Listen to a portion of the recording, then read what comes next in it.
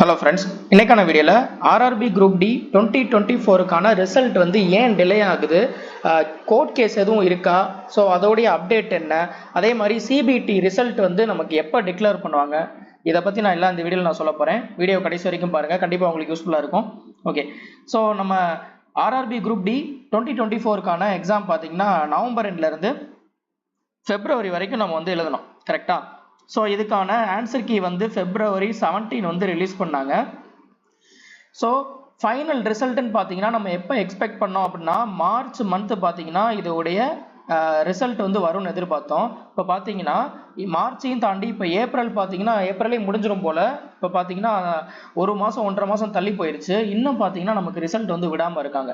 So இதுக்கான காரணம் என்ன அப்படின்னு பார்த்தீங்கன்னா, ஸோ இதில் ஒரு கோர்ட் கேஸ் ஒன்று போட்டிருக்காங்க. ஓகேவா? யார் போட்டிருக்கா, எங்கே போட்டிருக்கான்னு பார்த்தீங்கன்னா தெலுங்கானாவில் உள்ள ஒரு பர்சன் வந்து என்ன பண்ணிருக்காங்கன்னா கேஸ் ஒன்று போட்டிருக்காங்க. அதை வந்து ஹைதராபாத் ஹைகோர்ட்டில் வந்து இருக்குது அந்த கேஸு. அதனால தான் பார்த்தீங்கன்னா இந்த டிலேக்கான காரணம். ஓகேவா? கோர்ஸ் கம்ப்ளீட்டட் ஆக்ட் அப்ரெண்டிஸில் இருக்கிற சிலர் என்ன பண்ணியிருக்காங்கன்னா கேஸ் போட்டிருக்காங்க. அவங்களுக்கு வந்து சம் டிஸ்கிரிபன்சி இருக்குன்னு சொல்லிட்டு கேஸ் வந்து போட்டிருக்காங்க. அது வந்து ஹைகோர்ட்டில் இருக்குது, இன்னும் பெண்டிங்கில் இருக்கிறனால பார்த்தீங்கன்னா அது வரைக்கும் ரிசல்ட்டை டிக்ளேர் பண்ணக்கூடாது அப்படின்ற மாதிரி சொல்லியிருக்காங்க. ஓகேவா? ஸோ இப்போ அது கோர்ட் கேஸோடைய அப்டேட் என்ன பொசிஷனில் இருக்குது என்னன்றதை நான் உங்களுக்கு லைவாக நான் வந்து அவங்களோட அஃபீஷியல் சைட்லேயே போய் நான் உங்களுக்கு காட்டுறேன். உங்களுக்கு இன்னும் தெளிவாக உங்களுக்கு புரியும் என்ன இப்போ ஸ்டேட்டஸில் இருக்குது, நமக்கு எப்போ டிக்ளேர் பண்ணுவாங்கன்றது உங்களுக்கு அதுலேயே உங்களுக்கு தெரிய வரும். ஓகேவா? ஸோ இதுதான் பார்த்தீங்கன்னா தெலுங்கானா ஹைகோர்ட், அதாவது ஹைதராபாத் ஹைகோர்ட்டோட அஃபிஷியல் சைட்டு. ஸோ இதில் பார்த்தீங்கன்னா ரிட் பெட்டிஷன் ஒன்று போட்டிருக்காங்க. ஓகேவா? அதை உங்களுக்கு ஃபுல்லாகவே நான் லாகின் பண்ணி ஸோ அந்த கோர்ட் கேஸ் வந்து லாகின் இல்லை, அந்த கேஸுடைய டீட்டெயில்ஸ் வந்து உங்களுக்கு நான் காட்டுறேன் அப்படின்ட்டு.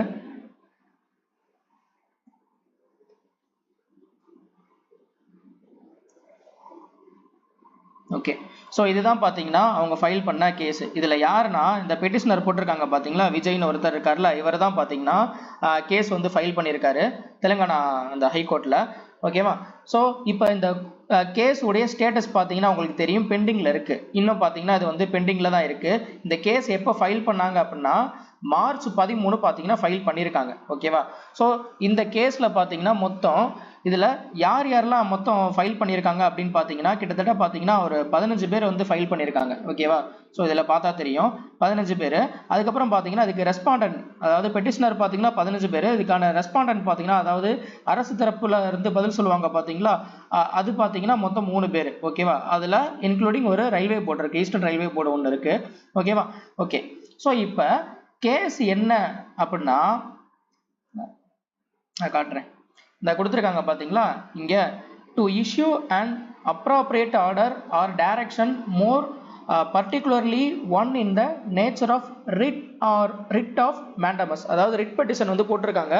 இதில் என்ன சொல்கிறாங்க அப்படின்னா to remove the discrepancies arose white letter நம்பர்னு போட்டு அந்த லெட்டர் கொடுத்துருக்காங்க. And awarding marks based on the practical examination causing injustice to pre 2022 CCAA. ஓகேவா?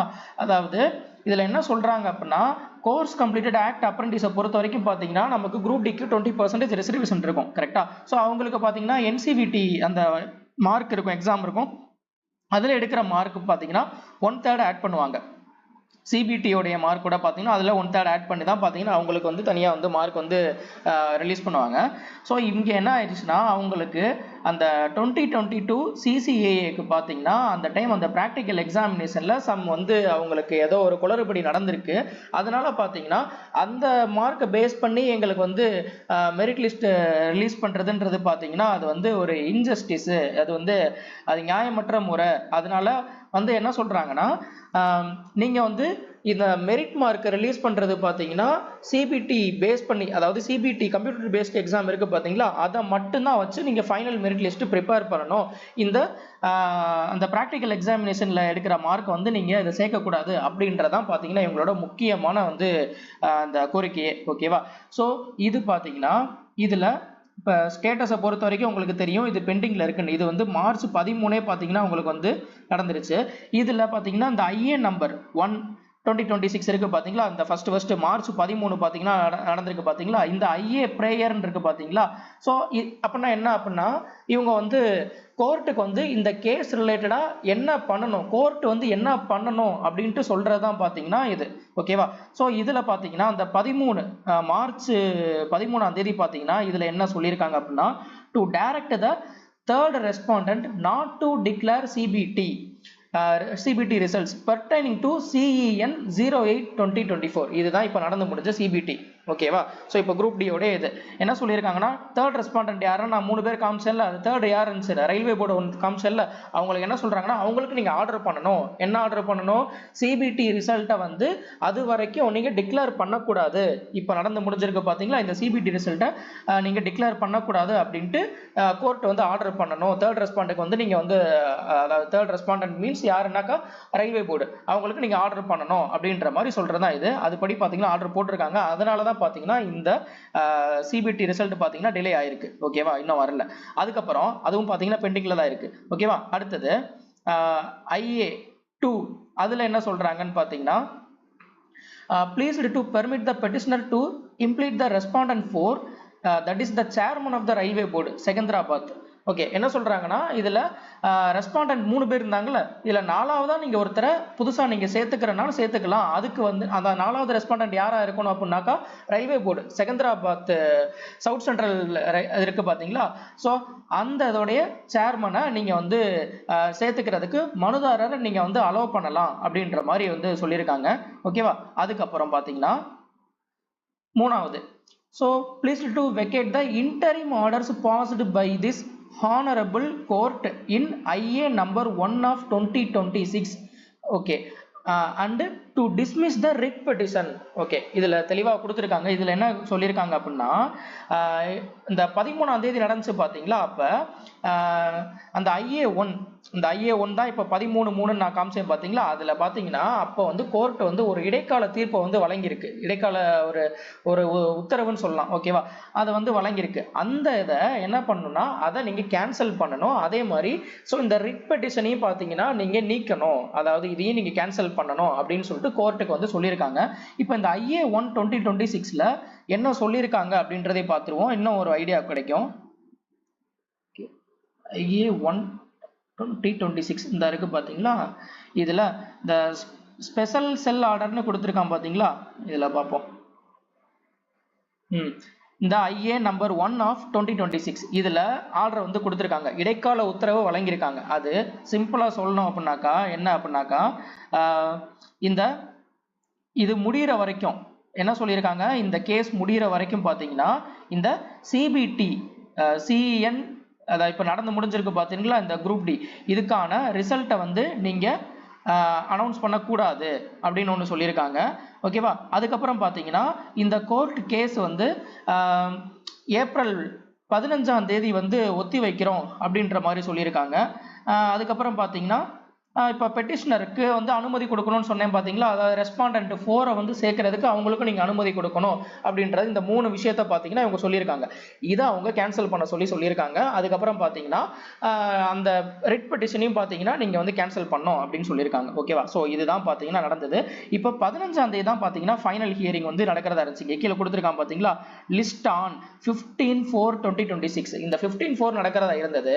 ஆனால் பார்த்தீங்கன்னா 15/4 பார்த்தீங்கன்னா நடக்கல. அவர் ஜட்ஜும் பாத்தீங்கன்னா லீவ்ல போயிருந்திருக்காரு. அதுக்கப்புறம் பாத்தீங்கன்னா அந்த அம்பேத்கர் ஜெயந்தி அதெல்லாம் வந்துச்சு, அப்ப கோர்ட்டும் லீவு.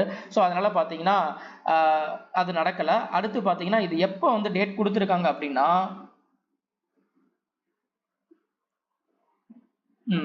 இங்க கொடுத்துருக்காங்க பாத்தீங்களா, லிஸ்டிங் டேட்னு கொடுத்துருக்காங்கல்ல 20/4, அதாவது கம்மிங் மண்டே. ஓகேவா. ஸோ இந்த வீடியோ நாளைக்கு போடுவேன்னு நினைக்கிறேன். அப்போ உங்களுக்கு பார்த்தீங்கன்னா இன்னைக்குன்னு அர்த்தம். ஓகேவா. ஸோ அப்போ 20/4 அன்னைக்கு தான் பார்த்தீங்கன்னா உங்களுக்கு ஃபைனல் அந்த வெர்டிக்ட் விடுறாங்களா அல்லது பார்த்தீங்கன்னா தீர்ப்பை வந்து ஒத்தி வச்சு இன்னும் கொஞ்சம் விசாரணை நடத்த போகிறாங்களான்றது தெரியாது. ஸோ இதுக்கான அப்டேட்டு பார்த்தீங்கன்னா நாளைக்கு தான் தெரிய வரும். அதாவது நீங்கள் வீடியோ பார்க்குறவங்க இன்னைக்கு தெரிய வரும். ஓகேவா. ஓகே. ஸோ அதுக்கப்புறம் தான் பார்த்தீங்கன்னா நமக்கு ரிசல்ட்டு எப்போ வரும் வராதுன்றது நமக்கு தெரிய வரும். ஓகேவா. ஸோ இந்த ஸ்டேட்டஸ் பார்த்தீங்கன்னா எல்லாமே பெண்டிங்கில் தான் இருக்குது. இது கிளியர் ஆகணும். ஓகேவா. ஸோ இது வந்து நமக்கு நாளைக்கு தான் தெரிய வரும். அது வரைக்கும் பார்த்தீங்கன்னா ரிசல்ட்டை ரிலீஸ் பண்ண மாட்டாங்க. ஓகேவா. ஏன்னா எல்லாமே பெண்டிங்கில் இருக்குது. ஆல்ரெடி அவங்க என்ன கொடுத்துருக்காங்க, ஆர்டர்.